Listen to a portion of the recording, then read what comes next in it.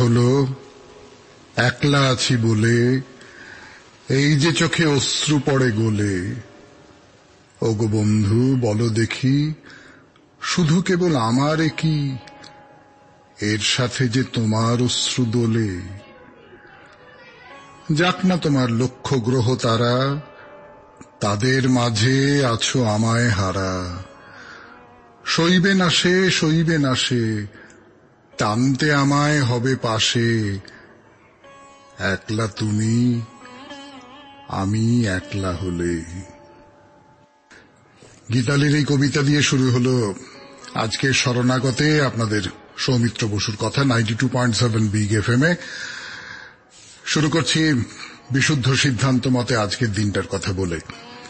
আজকে সোমবার 29শে চৈত্র 1427, সূর্যোদয়ের পরে বলা বাহুল্য।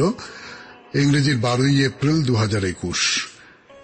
তিথি ফাল্গুন, কৃষ্ণপক্ষ অমাবস্যা, নক্ষত্র রেবতী।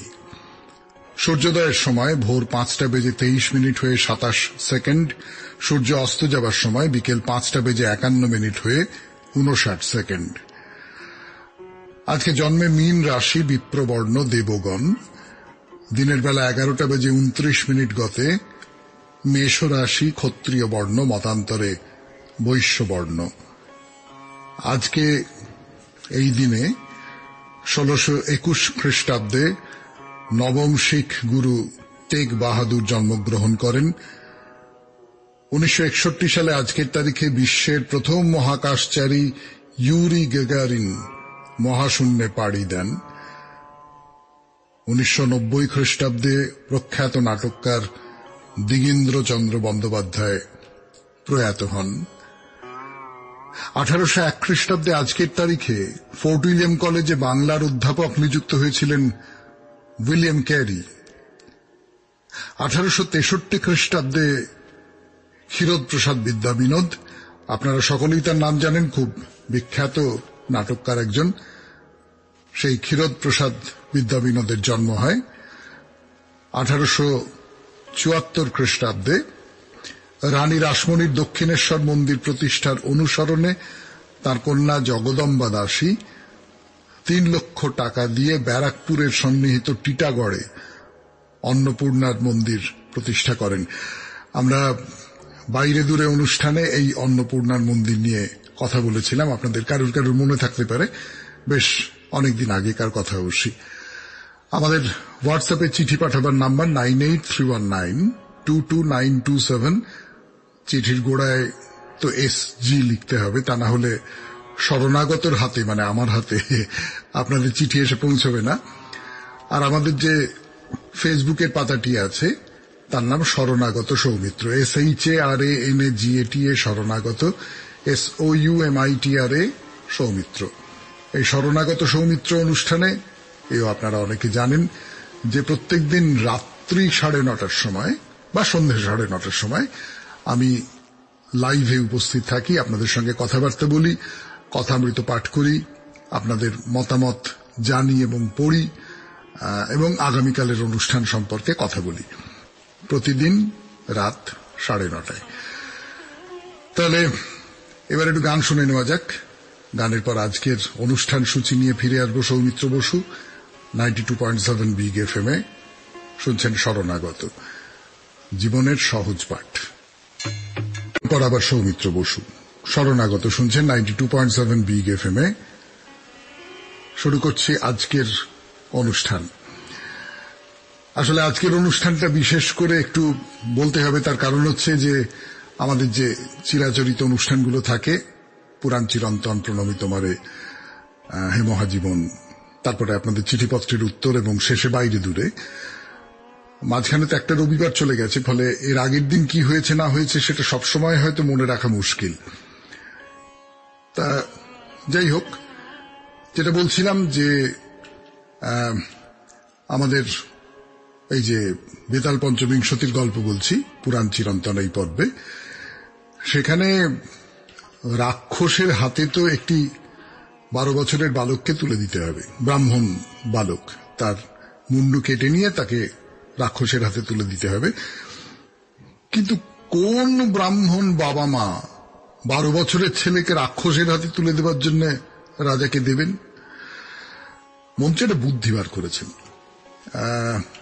সেই সমস্ত নিয়ে আমাদের আজকের পুরাণ চিরন্তন 92.7 বিগ এফএম এ। তারপরে প্রণমিতমারেতে এর আগে আমরা একজনের স্মৃতি কথা বলেছিলাম স্বামী বিবেকানন্দ সম্পর্কে, আরেকজনের কথা বলবো, মহারাষ্ট্রের মানুষ GS ভাটে তার নাম। এই GS ভাটে কিছুদিন স্বামী বিবেকানন্দ তার বাড়িতে ছিলেন।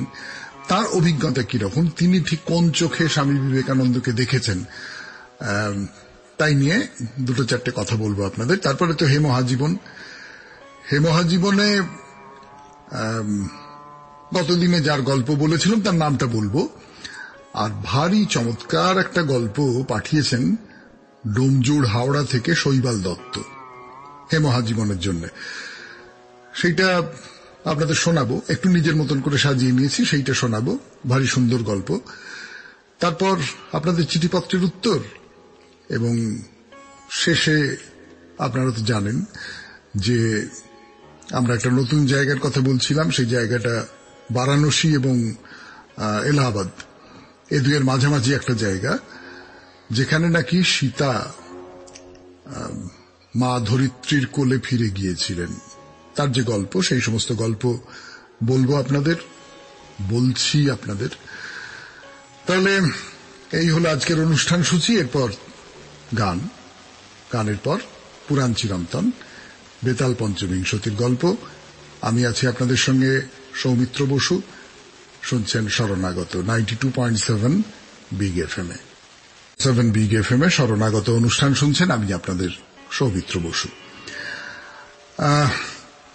আসলে মাঝখানে একটা রবিবার চলে গেছে, তো ফলে এমনটা হতেই পারে। আমি হলে আপনাদের দোষ দিতে পারবো না যে শনিবারে পুরাণ চিরন্তনে কি বলেছিলাম বা কি বলে শেষ করেছিলাম সেটা আপনাদের মাথা থেকে বেরিয়ে গেছে। আর বিশেষ করে এই ভোটের গরমে যা চিৎকার আর নানান রকম সব ব্যাপার স্যাপার চলছে, তার মধ্যে কোনো কিছু মনের মধ্যে ধরে রাখাই তো বেশ শক্ত, বলুন। ফলে আর একবার মনে করিয়ে দিই কতদূর পর্যন্ত বলেছিলাম। খুব ছোট্ট করে বলবো, রাজা রাক্ষসকে কথা দিয়েছেন 12 বছরের কোন ব্রাহ্মণ বালককে তিনি রাক্ষসের হাতে তুলে দেবেন। তো শুনে মন্ত্রী একেবারে চৌরাস্তার মোড়ে একটা বহু মূল্যবান সোনার মূর্তি, তার সারা গায়ে আবার নানান রকম গয়না পরানো, এইটা দিয়ে ঘোষণা করে দিলেন যদি কোনো ব্রাহ্মণ পিতামাতা তাদের 12 বছরের ছেলেকে রাক্ষসের হাতে তুলে দিতে রাজি থাকেন, তাহলে সেই বালকের বদলে এই মূর্তি তাদের দেওয়া হবে। এমনিতে মনে হয় না অসম্ভব? কোন বাবা মা তার ছেলেকে রাক্ষসের হাতে তুলে দিতে পারে? তার বদলে তাকে যত লোভই দেখানো হোক না কেন। কিন্তু একটা নিষ্ঠুর কথা বলতেই হবে আমাকে, মানুষ যখন খেতে পায় না, তখন এসব ন্যায় নীতি স্নেহ ভালোবাসা সব একেবারে কি বলবো ভাটার টানে দূরে চলে যায়, পড়ে থাকে শুধু পাঁক পাঁক। ভেবে দেখুন না, মন্বন্তরের সময় মা কি তার সন্তানকে বিক্রি করে দেয় না? তো এখানেও সেই রকমই হলো। এক ব্রাহ্মণ, খুব গরিব, খুব, তিনি ঘোষণা শুনে তার ব্রাহ্মণীকে বললেন যে ঘোষণা শুনছ? ব্রাহ্মণী বললেন শুনছি। ব্রাহ্মণ বললেন দেখো, এই তো আমার সংসারের অবস্থা, খেতে পাই না, পরনের কাপড় সব গিট দিয়ে দিয়ে পড়তে হচ্ছে, মাথার উপরে চাল উড়ে গেছে, ঘর ছাইবার অবস্থা নেই, এইভাবে বেঁচে থাকার কি মানে? বরং যদি এমনটা হয়, আমাদের যে ছেলেটি আছে তার বয়স তো 12 বছর, তাকে যদি রাক্ষসের হাতে তুলে দিই, তার বদলে অমন সোনার মূর্তি, অত গয়নাঘাটি, সারা জীবন আর কিচ্ছু ভাবতে হবে না গো। যাব রাজার কাছে ছেলেকে নিয়ে। ব্রাহ্মণী কি আর সহজে রাজি হয়? মায়ের প্রাণ তো এই প্রস্তাবে কিছুতেই সায় দেয় না। ব্রাহ্মণ অনেক করে বোঝালো, আর সত্যি সত্যি একেবারে নিরুপায় অবস্থায় এসে পৌঁছেছে পরিবারটা। খেতে পাচ্ছে না, খেতে না পাওয়ার একটা পরিবার। অগত্যা শেষ পর্যন্ত সায় দিল ব্রাহ্মণী। ওইটুকু ছেলেকে তো আমরা এতটুকু সুখও দিতে পারিনি। এইরকম করে বেঁচে থাকার চেয়েও মৃত্যুও ভালো। ও মরে গিয়ে যদি আমাদের সংসারটাকে ডাঙায় তুলে আনতে পারে, তার চেয়ে ভালো আর কি হতে পারে। রাজসভায় গেল সেই ব্রাহ্মণ। রাজাকে বলল, মহারাজ, এই আমার পুত্র, ব্রাহ্মণ সন্তান, 12 বছর বয়স। আমি এর সমস্ত সত্য ত্যাগ করলাম। তার বদলে আপনি আপনার প্রতিশ্রুতি মতো সেই সোনার মূর্তি আর গয়না আমাকে দেবার ব্যবস্থা করুন। এই পর্যন্তই থাক। আবার আগামীকাল পুরাণ চিরন্তনে বেতাল পঞ্চবিংশতির গল্পের বাকি অংশটা, আর বেশি বাকি নেই, শেষই হয়ে যাবে এইবার গল্পটা। আমরা এখন চলে যাব প্রণমী তোমারে এই পর্যায়ে 92.7 বিগ এফএম এ শরণাগত অনুষ্ঠানে। আমি আপনাদের সৌমিত্র বসু আপনাদের শোনাবো স্বামী বিবেকানন্দর নানান কথা, তাকে দেখার কথা, তার সম্পর্কে নানান অভিজ্ঞতার কথা। জি.এস. ভাটে তিনি কিভাবে দেখেছেন স্বামীজিকে। মানুষ স্বামী বিবেকানন্দ কিছুদিনের জন্য তার বাড়িতে ছিলেন, তো তিনি কেমন করে দেখেছেন স্বামীজিকে, সেই কথাই বলছিলাম আপনাদের। তো ভাটে বলছেন যে স্বামীজিকে তার ঠিক আর 5 জন সন্ন্যাসীর মতো বলে মনে হয়নি। স্বামীজির পোশাক, তার হাতের ছড়ি বা লাঠি, যেটা কোনোভাবেই সন্ন্যাসীর দণ্ড নয়, তার খাওয়ার অভ্যেস, সব দিক থেকেই স্বামীজি অন্যদের থেকে একেবারে আলাদা। হিন্দু মুসলমানের ভেদ তো মানতেনি না, অম্লান মুখে বলেছেন। আমি বহুবার মুসলমানের হাতে খেয়েছি। জি.এস. ভাটের আরো অভিজ্ঞতার কথা বলবার জন্য ফিরে আসবো 92.7 বিগ এফএম এ শরণাগত অনুষ্ঠানে। এখন প্রণমী তোমারে এই পর্যায়ে আমি আপনাদের সৌমিত্র বসু। বিগ এফএম এ শরণাগত অনুষ্ঠানের প্রণমী তোমারে এই পর্যায়ে ভাটে দেখছেন স্বামীজিকে, বিশেষ করে পড়াশোনার কথা। স্বামীজির পড়াশোনা মানে তো বুঝতেই পারছেন, শুধু বই মুখে দিয়ে বসে থাকা তো নয়। যা কিছু পড়ছো, দেখছো, জানছো, সে সবকিছুকে আত্মস্থ করা, তাকে নিজের অভিজ্ঞতা বলুন, প্রতিদিনের বেঁচে থাকা বলুন, সে সবকিছুর মধ্যে ঢুকিয়ে দেওয়া, মিশিয়ে দেওয়া, এটাই তো সত্যিকারের পড়াশোনা। তো স্বামীজি এ ব্যাপারে একেবারে 1 নম্বরে। অসম্ভব স্মৃতিশক্তি ছিল এবং ঠিক ঠিক সুযোগ মতো সেসব ব্যবহার করতে পারতেন। তার কারণ ওই যে নিজের জীবনের সঙ্গে মিশিয়ে দিতে পেরেছেন। এর কিছু উদাহরণ আমরা এর আগে দেখেছি। এখন এই ভাটের অভিজ্ঞতা থেকে বলি 2-1 কথা। ভাটে বলছেন যে যখন স্বামীজি তার বাড়িতে এলেন তখন তিনি অষ্টাধ্যায়ী পড়ছেন। অষ্টাধ্যায়ী নামের এই বইটা খুব বিখ্যাত বই, অনেকেই জানেন যে ব্যাপারটা কি, তবু খুব ছোট একটা পরিচয় দিই আপনাদের। অষ্টাধ্যায়ী লেখক হচ্ছেন পাণিনি। এটা হলো ব্যাকরণের বই, ব্যাকরণের। বেশি কথা বলবার জায়গা নেই, খুব ছোট্ট করে বলি, এই বইটা সংস্কৃত ভাষার একেবারে যাকে বলে 1 নম্বর ব্যাকরণের বই। তো বুঝতেই পারছেন খুব কঠিন, খুবই কঠিন পড়া মানে বোঝা। তখন ভাটের বয়স কম, পড়াশোনায় খুব আগ্রহ। স্বামীজি যখন সে বাড়িতে এলেন তখন তার বাবা ভাটেকে বললেন যে তুমি যে অষ্টাধ্যায়ী পড়ছো, স্বামীজিকে একটু আবৃত্তি করে শোনাও না। তো ভাটে তো আবৃত্তি করতে শুরু করলেন। স্বামীজি হাসি মুখে শুনছেন। শুনতে শুনতে ভাটে কোথাও একটু ভুল করে ফেলেছেন, তখনই ওই হাসি মুখেই ভুলগুলো ঠিক করে দিচ্ছেন। অষ্টাধ্যায়ীর মতো ওই রকম একটা কঠিন জটিল বই স্বামীজির একেবারে মুখস্থ। এবং শুধু অষ্টাধ্যায়ী নয়, যে কোনো গ্রন্থ নিয়ে বিবেকানন্দ সম্পর্কে একই কথা বলা যায় যে মুখস্থ, এবং যে কোনো জায়গা থেকে তিনি বলে দিতে পারেন, তার সূত্র ধরে যে কোনো কথা বলতে পারেন।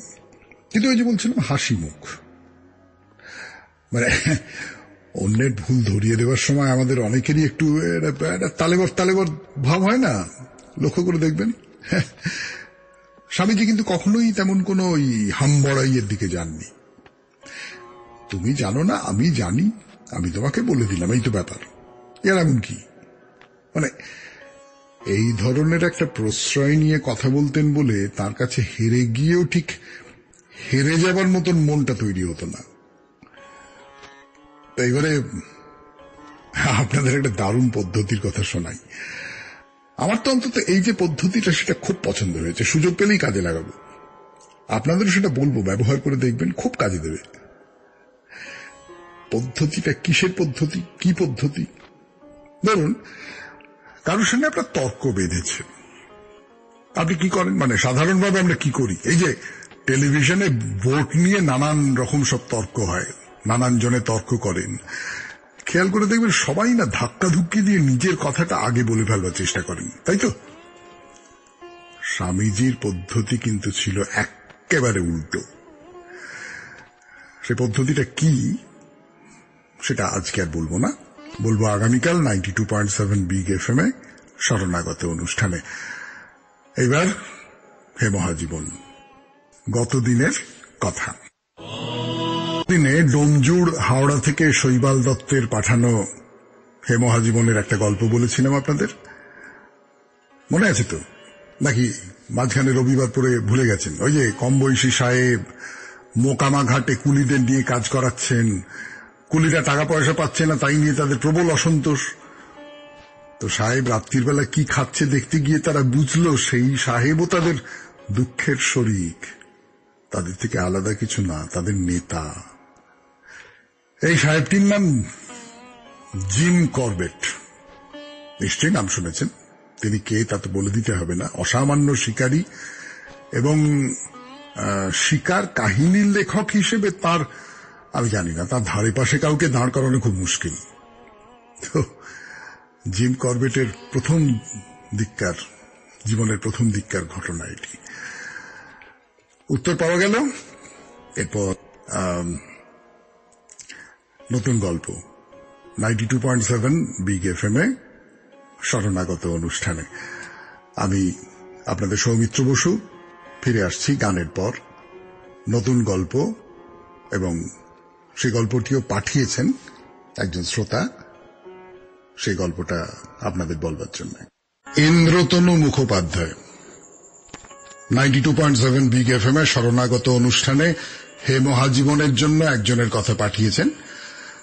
ইন্দ্রতনু যা লিখেছে তার সঙ্গে আরো খানিক যোগ করে আমি শোনাই আপনাদের।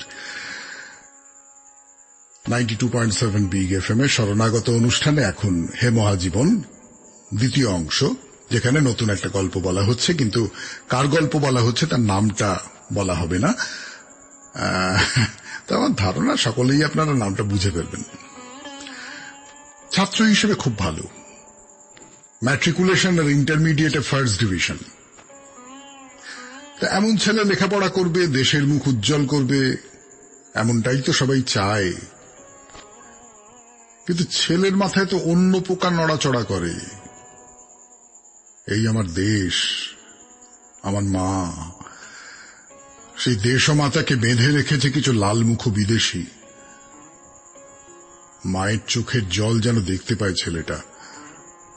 যে করে হোক মাকে মুক্ত করতে হবে, অন্তত মুক্ত করবার কাজে নিজের সর্বস্ব দিয়ে ঝাঁপিয়ে পড়তে হবে। খুব কম বয়সে আলাপ হল শচীন্দ্রনাথ সান্যালের সঙ্গে। শচীন্দ্রনাথ সান্যাল একজন বিপ্লবী। আপনি আমাকে একজন বিপ্লবী করে গড়ে তুলুন। শচীন্দ্রনাথ মুখ তুলে তাকালেন, জল জল করছে দুটি চোখ, মুখে নিষ্পাপ আগ্রহ। জিজ্ঞেস করলেন, বোমা বানাতে পারো? বোমা না তো, শিখবো। বেশ, শুরু হলো বোমা তৈরি শেখানো, সেই সঙ্গে আরো নানান রকম প্রশিক্ষণ। অসম্ভব নিষ্ঠায় ছেলেটা তৈরি করে নিজেকে। তৈরি হতে হবে, তৈরি হতে হবে। দেশের স্বাধীনতার জন্য নিজেকে বলি দেবার মহাযজ্ঞের জন্য নিজেকে তৈরি হতে হবে। অনুশীলন সমিতিতে যোগ দিল সেই ছেলে, তখন সেই স্কুলে উঁচু ক্লাসে পড়ে। যোগ দিল গান্ধীজির অসহযোগ আন্দোলনে। তখন সে ছেলের বয়স 17 বছর। খুব ভালো রেজাল্ট করে পাশ করলো। এবার কলেজ, কলকাতার বঙ্গবাসী কলেজে ভর্তি হলো, আর সেখান থেকে পুলিশ তাকে ধরল রাজদ্রোহের অভিযোগ। ধরে নিয়ে গেল প্রথমে ময়মনসিংহ জেলে। সেখানে খারাপ ব্যবহারের প্রতিবাদ করে অনশন শুরু করলো ছেলেটি। 12 দিন টানা অনশনে থাকার পর জেল সুপারিনটেন্ডেন্ট ক্ষমা চাইলেন, সব মিটে গেল। দ্বিতীয়বারে আবার তাকে ধরা হলো 1929 সালে। এবারে পাঠিয়ে দেওয়া হলো লাহোর জেলে। সেখানেও একই ব্যাপার। বিদেশি বন্দীদের পোশাক আর দেশি বন্দীদের পোশাকে এত তফাৎ থাকবে কেন? দেশি বন্দীদের পোশাক কাঁচা হবে না, ময়লা, দুর্গন্ধ, বিদেশিরা ফিটফাট। বিদেশিরা যা খায় তা পাবে না দেশি বন্দীরা। দেশি বন্দীদের খাবারে ইঁদুর ঘুরে বেড়াবে, আরশোলা ঘুরে বেড়াবে। অতএব দল বেঁধে অনশন চলল। অনশন। জেল কর্তৃপক্ষ মাথা নামাবেন না, তিনিও ছাড়বেন না। জেল কর্তৃপক্ষ জোর করে খাওয়াতে চায়, তিনি কিছুতেই খাবেন না। শেষে জেল কর্তৃপক্ষ সরকারের কাছে আবেদন করলো একে ছেড়ে দেওয়া হোক। সরকার বলল না না না, বিনা শর্তে ছেড়ে দেওয়া যাবে না, বড় জোর বেল দেওয়া যেতে পারে। এইসব টানাপোড়েন যখন চলছে, তখন মৃত্যু ধীরে ধীরে গ্রাস করছে সেই ছেলেটিকে। 63 দিন অনশনের পরে অন্য পৃথিবীতে চলে গেলেন তিনি। খবর গেল শান্তিনিকেতনে। রবীন্দ্রনাথ লিখলেন তার সেই বিখ্যাত গান, সর্বখর্ব তারে দহে তব ক্রোধ দাহ, হে ভৈরব শক্তি দাও। শেষ হলো হে মহাজীবন। এরপর আপনাদের চিঠিপত্রের উত্তর 92.7 বিগ এফএম এর শরণাগত অনুষ্ঠানে আমি সৌমিত্র বসু ফিরে আসছি। আমিও সৌমিত্রবাবু, আশা করি ঠাকুরের কৃপায় ভালো আছেন। আপনার পরিবেশিত ভোরের অনুষ্ঠান যেভাবে অভূতপূর্ব সাফল্য অর্জন করেছে তা বলাই বাহুল্য। অসংখ্য শ্রোতা, পত্রলেখক, পত্র মারফত বিভিন্ন ধরনের ধার্মিক মহাজীবনদের ঘটনা ও রবিবারের বিভিন্ন মহাপুরুষদের বাণী এই অনুষ্ঠানে যুক্ত হয়ে সকলকে মুগ্ধ করেছে। সেটা আপনার অনুষ্ঠান পরিবেশনের মধ্যেই প্রকাশ পাচ্ছে। আগামী দিনে এই অনুষ্ঠান আরো সাফল্যমণ্ডিত হয়ে উঠুক ঠাকুরের কাছে কামনা করি বলে একটি রবিবারের বাণী পাঠিয়েছেন। সেই বাণীটা এই রবিবারে শোনাতে পারবো না, কিন্তু নিশ্চয়ই পরের কোন রবিবারের জন্য তোলা রইল। পাঠিয়েছেন বিমল কুমার বন্দ্যোপাধ্যায়, হরিপাল, হুগলি থেকে। বিমলবাবু ধন্যবাদ। আসলে আমার অনুষ্ঠান অনেক মানুষের, অগণিত মানুষের ভালো লাগছে বলেই শুনছি। তার কারণ কত মানুষের কাছে এই অনুষ্ঠানটা পৌঁছচ্ছে, তারা কতক্ষণ ধরে শোনেন, এই সমস্ত মাপবার এক ধরনের পদ্ধতি আছে। সেই পদ্ধতিটা আমি নিজে খুব ভালো বুঝি না, কিন্তু আছে। তাতে করে তো সত্যি সত্যি শরণাগত অনেক মানুষ শোনেন। কাজে কাজে আপনি যে কথাটা বলছেন সেটাকে এড়িয়ে যেতে পারবো না, কিন্তু কি আর বলবো, নিজের ভাগ্যকেই ধন্য বলে মানি। পরের চিঠি, প্রিয় সৌমিত্রবাবু, সুজনেশু, আপনি খুব ভালো একজন মানুষ। না হলে আমাদের কথা ভেবে এত ব্যস্ততার মধ্যেও প্রত্যেক রবিবার শরণাগতের জন্য এইভাবে সুন্দর সুন্দর গল্প তৈরি করে উপহার হিসেবে তুলে দিতে পারতেন না। কিন্তু প্রশ্ন হলো, গল্পগুলি থাকছে তো, নাকি 7 কাজের মধ্যে হারিয়ে ফেলছেন? খবরদার খবরদার, এত ভালো ভালো গল্পগুলি যেন না হারায়। সবকটি গল্প দু মলাটের ভিতর শরণাগতের গল্প এইরকম কোন নামের গল্পগ্রন্থ হিসেবে চাই। এটা কিন্তু আবদার নয়, দাবি। আমাদের দাবি মানতে হবে। তাই যতই ব্যস্ত থাকুন না কেন প্রত্যেকটি গল্পই যত্ন করে রেখে দেবেন। এবারে আমার একটি প্রস্তাব, বিগ এফএম কর্তৃপক্ষ তো পারেন এই গল্পগুলিকে দুমলাটের মধ্যে সুন্দর করে সাজিয়ে প্রকাশ করতে। তাদের প্রচার বিপণীগুলিতে সেগুলি সাজানো থাকলে আশা করি ক্রেতার অভাব হবে না। ভালো থাকবেন। মনে রাখবেন, আপনার ভালো থাকা কিন্তু আমাদের মতো মানুষকে কিছুটা হলেও ভালো রাখে। নমস্কারান্তে রঞ্জন রায়, নড়িদানা, দক্ষিণ 24 পরগনা।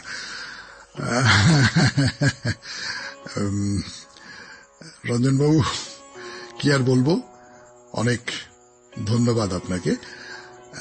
আপনাকে একটা সত্যি কথা বলি না, বিগ এফএম এর তো পাবলিকেশন ডিভিশন নেই কিছু, তার ফলে সেটা হয়তো বিগ এফএম এর পক্ষে খুব সুবিধের ব্যাপার হবে না। কিন্তু একজন প্রকাশক সাধারণভাবে শরণাগততে আমি যা যা কিছু বলি সেই সমস্তগুলো নিয়েই বই করবার কথা প্রস্তাব দিয়েছিলেন আমাকে। আমারই কুঁড়েমি করে আর হয়ে উঠছে না। তিনিও আমার কুঁড়েমির সঙ্গে পরিচিত। আমার একটা বই অন্তত তার আওতায় বেরিয়েছে, ফলে তিনি আমাকে চেনেন। তিনিও ক্রমাগত আমায় খোঁচা দিয়ে যাচ্ছেন। কিন্তু আমার মনে হচ্ছিল যে বাবারে বাবা, শরণাগতে কত কথা বলেছি, সেসব নেইও, সবটা আমার কাছে নেইও বোধহয়। সেসব নিয়ে সে তো বিশাল মহাভারতের মতো বই হয়ে যাবে। কিন্তু আপনি যে প্রস্তাবটা দিলেন সেই প্রস্তাবটা আমার বেশ ভালো লেগেছে, যে সত্যি সত্যি রবিবারের শরণাগতে যে গল্পগুলো বলি এরকম কিছু কিছু গল্প হয়েছে বোধহয়। অন্তত বাছাই করে কিছু গল্প, সব গল্প ভালো না, আমার নিজেরই ভাল লাগেনি, বাছাই করে কিছু গল্প হয়তো নিয়ে একটা সংকলন করা যায়। ঠিক আছে, দেখি, প্রকাশকের সঙ্গে একটু কথা বলে দেখব। আপনাকে অনেক ধন্যবাদ এরকম একটা প্রস্তাব দেওয়ার জন্য। প্রস্তাবটা খুব ভালো। আমি শরণাগত সৌমিত্র বলে যে লাইভের অনুষ্ঠানটা হয় সেখানেও কথাটা পেড়ে দেখলাম। সেখানেও যারা ওই লাইভ অনুষ্ঠানটা দেখেন এবং শোনেন তারাও বেশ উৎসাহ দিলেন। কাজেই মা ভই বলে এগিয়ে যেতেও পারি। দেখি, ফোন করব। বেশ, তাহলে এইবার বাইরে দূরে 92.7 বিগ এফএম এর শরণাগত অনুষ্ঠানে আমি আপনাদের সৌমিত্র বসু। বসু ফিরে এসেছে শরণাগত অনুষ্ঠানের একেবারে প্রান্তিক পর্যায়ে, বাইরে দূরে আপনাদের শোনাবার জন্য 92.7 বিগ এফএম এ শুনছেন শরণাগত। সীতামাড়ির কথা বলছিলাম আপনাদের। বিমল কুমার বন্দ্যোপাধ্যায়, যার চিঠি পড়লাম একটু আগে, সেই বিমল কুমার বন্দ্যোপাধ্যায়ের চিঠির সূত্র ধরে, অন্য আরেকটা চিঠির সূত্র ধরে বলেছিলাম যে রামচন্দ্রের অশ্বমেধ যজ্ঞের ঘোড়া আটকেছে লব আর কুশ, দুই যমজ ভাই। রামের পক্ষ থেকে যুদ্ধ করতে এলেন লক্ষণ, শত্রুঘ্ন, নল, নীল, সুগ্রীব, হনুমান। এই দুই বালকের কাছে সবাই যুদ্ধে হেরে যাচ্ছেন। হনুমান কিন্তু বন্দী করে রেখে দেওয়া হলো। শেষে এলেন রাম নিজে। তার মানে বাবার সঙ্গে তার ছেলেদের যুদ্ধ। বাবা এবং দুই ছেলে, তারা কেউ অবশ্যই কাউকে চেনেন না। দেবতা, দানব, যক্ষ, রক্ষ, কিন্নর, গন্ধর্ব যে যেখানে আছে আকাশের সার বেঁধে দাঁড়িয়েছে এই যুদ্ধ দেখবার জন্য। যুদ্ধ কি হলো সে কথায় আসবো গানের পর। 92.7 বিগ এফএম এ শরণাগত অনুষ্ঠান শুনছেন, আমি আপনাদের সৌমিত্র বসু। ফিরে এলাম, আমি সৌমিত্র বসু, গানের পর কথা। 92.7 বিগ এফএম এ শরণাগত অনুষ্ঠানে। যুদ্ধ হবে কি হবে না, যুদ্ধ হবে, সবাই উদ্গ্রীব হয়ে অপেক্ষা করছে, কিন্তু যুদ্ধটা হলো না শেষ পর্যন্ত। পিতা পুত্রের এই যুদ্ধের মুখে এসে দাঁড়ালেন সীতা। হাত জোড় করে রামচন্দ্রকে বললেন, প্রভু, স্বামী, এরা আপনার পুত্র। আমি এদের সাধ্যমতো পালন করবার চেষ্টা করেছি। এরা অযোধ্যার যুবরাজ। আপনি এদের নিজের পুত্র হিসেবে গ্রহণ করুন। তারপর দুহাত বাড়িয়ে সেই সতী তার মাকে ডাকলেন। সীতার মা এই পৃথিবী, মনে আছে তো, পৃথিবীর বুকের মধ্যে থেকে লাঙলের ফালে উঠে এসেছিলেন সীতা। তিনি বললেন, মা, মা গো, আমার মানব জন্মের কাজ শেষ হয়েছে, তুমি এসো, আমাকে তোমার কাছে নিয়ে যাও। মা ধরিত্রী উঠে এলেন পাতাল থেকে, কোলে করে নিয়ে চলে গেলেন সীতাকে। এই সেই জায়গা যেখানে সীতা তার মাটি মায়ের কাছে ফিরে গিয়েছিলেন। চলুন যাওয়া যাক সেখানে। গাড়ি ছুটছে হু হু করে, জানলা খুলে রেখেছেন, টাটকা হাওয়া আপনাকে ইচ্ছে মতো তছনছ করতে করতে চলেছে। দুপাশে মাঠ, ক্ষেত, ছোটখাটো বাড়ি তৈরি হচ্ছে। মোট কথা, ঘিঞ্জি শহরের দম আটকানো চেহারাটা এখানে পাবেন না। তাতে তো মনটা ভালো হয়ে উঠবারই কথা, বলুন। যেতে যেতে হঠাৎ বহু দূর থেকেই চোখে পড়ল হনুমানের একটি বিশাল মূর্তি। বিশাল মানে সত্যি বিশাল। উচ্চতা হবে 108 ফুট। হাত জোড় করে দাঁড়িয়ে আছেন হনুমানজি। পাশে হেলান দিয়ে রাখা আছে তার গদা। পায়ের নিচে এবড়ো খেবড়ো পাথর। বোঝা যায় তিনি দাঁড়িয়ে আছেন পাহাড়ের ওপরে। পাশেই একটা চমৎকার ছিমছাম বাগান, কিন্তু সে বাগান দূর থেকেই দেখতে হবে, কেননা গার্ডেন প্রবেশ বর্জিত হ্যায়, লাল হরফে সতর্কবাণী লিখে দেওয়া আছে। কি ভাবছেন, এই বিরাট মূর্তিটা দেখা হলো, এবার গাড়িতে উঠে রওনা দেবেন? না মশাই, এই মূর্তিটা আসলে ঠিক মূর্তি নয়। ওই দেখুন, যাকে বলছিলাম হনুমানের পায়ের তলায় জড়ো করা পাহাড়, সেইখানে একটা ঢোকবার দরজা। আসুন ঢুকে পড়ি। এটা আসলে একটা মন্দির। হনুমানজির পায়ের তলা দিয়ে সেখানে প্রবেশ করলাম আমরা। হনুমানের মন্দির। সরু গলির মতো পথ দিয়ে মাটির নিচে এসে একটা আলো ঝলমলে মন্দির। দরজার গায়ে লেখা রয়েছে সীতানন্দন হনুমান। সীতানন্দন কথাটা কেমন খটকা লাগে না? আমরা তো চিরকাল জেনে এসেছি পবন নন্দন হনুমান।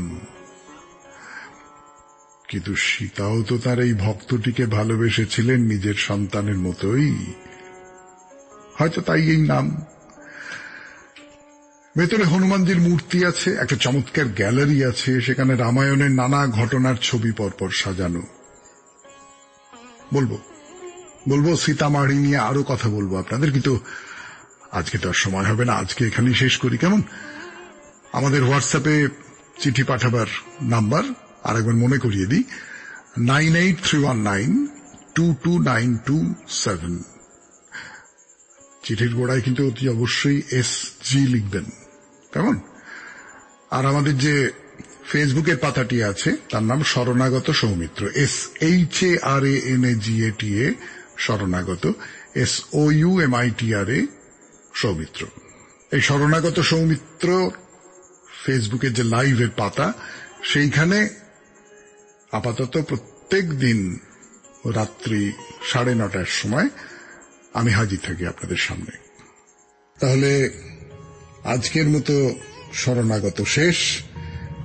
এরপর শরণাগত সৌমিত্র রাত্রির 9:30টায়, এবং তারপর আবার আগামীকাল ভোর 5টায় শরণাগত।